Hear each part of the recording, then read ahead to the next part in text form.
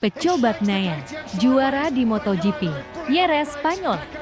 Surely will have it coming out. Bagnaia, he wins the Spanish Grand Prix here in Jerez. Brilliant performance by the world champion. It's a sprint podium for him and the main Grand Prix win. That man loved his man's work, didn't he? Valentino Rossi, the 9 times world champion, the most successful Motogp rider around this circuit. God, almost 80,000 here on race day alone. They've certainly produced a great atmosphere and they've seen a world-class display. Yeah, number one. Just a reminder there. Bagnaia silences his critics in southern Spain.